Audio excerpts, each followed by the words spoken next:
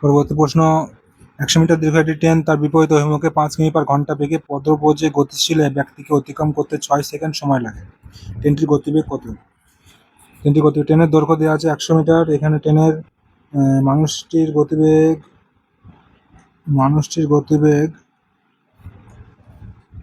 দেওয়া আছে 5 কিমি/ঘন্টা। ট্রেনটি নিজের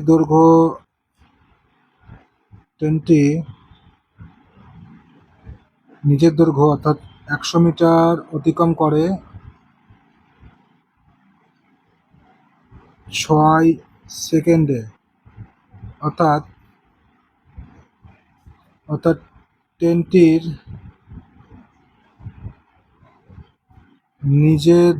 নিজের গতিবেগ এবং মানুষটির গতিবেগ একসঙ্গে আছে।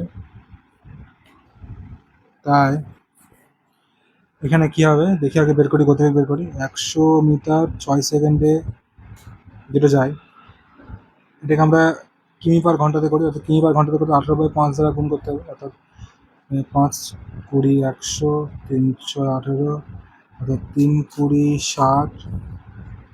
60 কিমি/ঘন্টা। এটা যেটা পেলাম আমরা হচ্ছে ট্রেনের গতিবেগ প্লাস মানুষটার গতিবেগ, যে মানুষটি হেঁটে যাচ্ছিল তার গতিবেগ।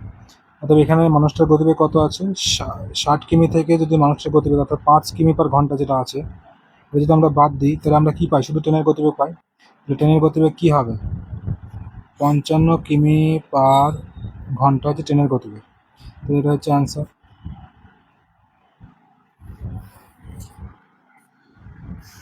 পরবর্তী অঙ্ক, একজন ব্যাটসম্যান 98 রান করে, যার মধ্যে 4টি বাউন্ডারি এবং 6টি ছক্কা আছে।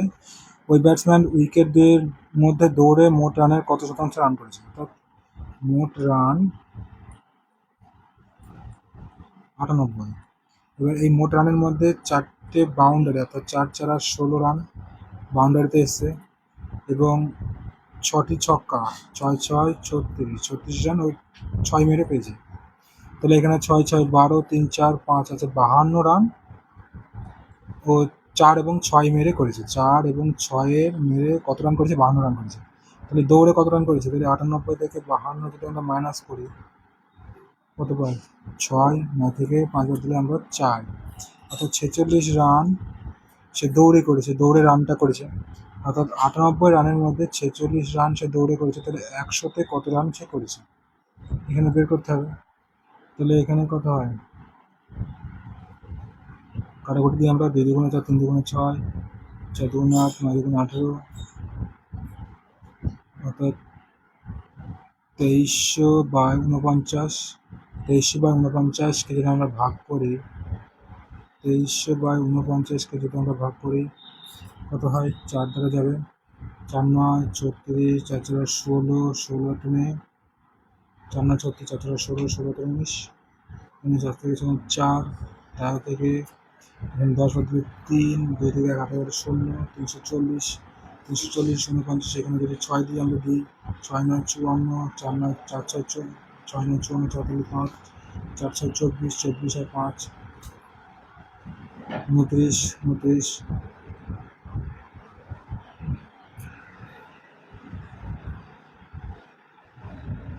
এখান থেকে মাইনাস করলে আমরা কত পাই? 6 অর্থাৎ এখানে 4 10 থেকে 4 4 46, 46 পূর্ণ 46 49। এটা হচ্ছে অ্যান্সার। 46 পূর্ণ 46 49% অ্যান্সার। এটা হচ্ছে অ্যান্সার। পরবর্তী অঙ্ক, কোনো এক দ্রব্যের ক্রয় মূল্য চিহ্নিত মূল্যের 64%, ওই দ্রব্যটি 12% ছাড়ে বিক্রি করলে লাভের হার হবে কত? মনে করি চিহ্নিত মূল্য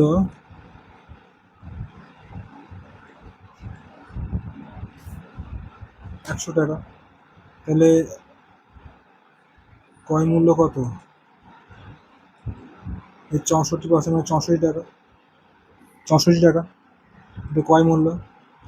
ক্রয় মূল্য যদি 64 টাকা হয়, তাহলে ওই দ্রব্যটি 12% ছাড়ে বিক্রি করলে লাভের হার কত? তাহলে 12% ছাড়ে, তাহলে 12% ছাড়ে অর্থাৎ 64-র 12% ছাড় 12/100।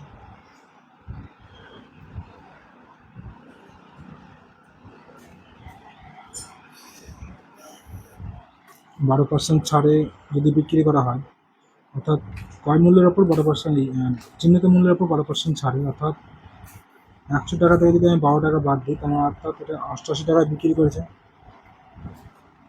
80 টাকা বিক্রি করেছে, অর্থাৎ তাহলে 88 থেকে 64 আমি যদি মাইনাস করি, কত টাকা লাভ হয়?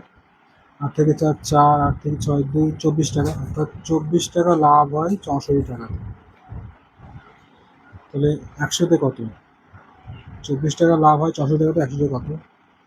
কথা হবে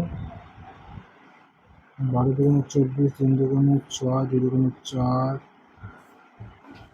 6 দুগুণে 12, 16 দুগুণে 32, 3 দুগুণে 6, 8 দুগুণে 16, অর্থাৎ 300/8, 300/8, 3 8 24, 4 8 32, 3 8 24, 6 7 8 56, 56 4 5 8 40, অর্থাৎ 37.5%।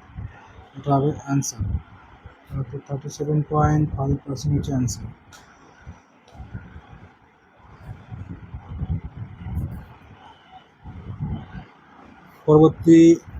পরবর্তী অঙ্ক হচ্ছে স্থির জলে কোনো নৌকার গতিবেগ ঘন্টায় 10 কিমি, একই সময় যদি নৌকাটি স্রোতের অভিমুখে 26 কিমি যায়, স্রোতের বিপরীতে 14 কিমি যায়, তবে স্রোতের বেগ কত হবে? স্থির জলে নৌকার বেগ মানে সেটা নৌকারই বেগ, সেখানে স্রোত নেই, শুধুমাত্র নৌকার বেগ, পিওর নৌকার বেগ 10 কিমি/ঘন্টা। স্থির জলে নৌকার বেগ 10 কিমি/ঘন্টা। নৌকাটি স্রোতের অভিমুখে 26 কিমি যায়, নৌকাটি স্রোতের অভিমুখে 26 কিমি যায় এবং স্রোতের বিপরীতে 14 কিমি যায়, তবে স্রোতের বেগ কত? এই একই সময়। তাহলে আমরা দেখি এখানে স্রোতের বেগ যদি আমরা ধরি x, স্রোতের বেগ x কিমি/ঘন্টা, তাহলে 26 কিমি আমাদের যে স্রোতের অনুকূল মানে স্রোতের সঙ্গে গিয়েছে এবং স্রোতের প্রতিকূলে গিয়েছে 14 কিলোমিটার, অর্থাৎ এক্স থেকে এখানে মাইনাস হবে কি, এখানে কি হবে, এখানে 10 মাইনাস এক্স হবে, অর্থাৎ স্রোত বাদ যাবে। তাহলে এখানে আমাদের সমাধান করলে আমরা কি পাবো? 260 মাইনাস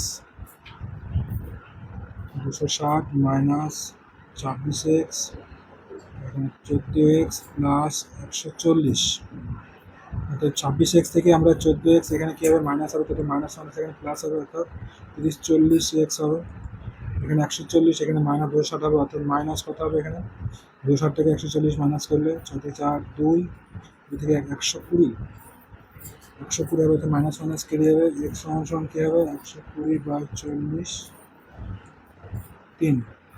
3 কিমি/ঘন্টা। এটা হচ্ছে স্রোতের গতিবেগ। স্রোতের গতিবেগ কত? 3 কিমি/ঘন্টা।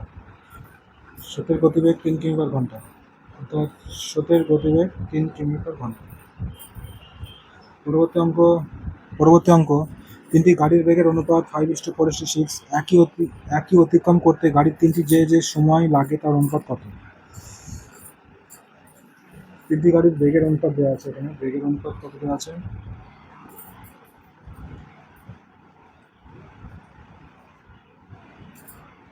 5:4:6 বেগের অনুপাত। তাহলে সময় লাগবে কত? আমাদের এদের লসাগু কত? আমরা দেখি লসাগু 5, 4 এবং 6 এর লসাগু কত হবে? লসাগু হবে 60। তাহলে এটা যদি আমরা ধরি এটা গতিবেগ, এটাও গতিবেগ, তাহলে 60 কিলোমিটার যদি আমরা মোট দূরত্ব হয়, তাহলে প্রথম জন টাইম লাগবে কত? 5 × 60, অর্থাৎ 12 মিনিট, 12 হবে। প্রথম জনের টাইম লাগবে কত? 12। প্রথম জনের টাইম লাগবে 12। দ্বিতীয় জনের দ্বিতীয় জনের টাইম লাগবে 60/4, 4×15 = 60। তৃতীয় জনের টাইম লাগবে 60/6 অর্থাৎ 10। তাহলে এদের অনুপাত কত হবে? সময়ের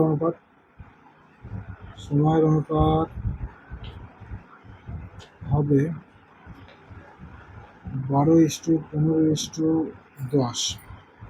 এটা হচ্ছে অ্যান্সার, 12:15:10, এটা হচ্ছে অ্যান্সার।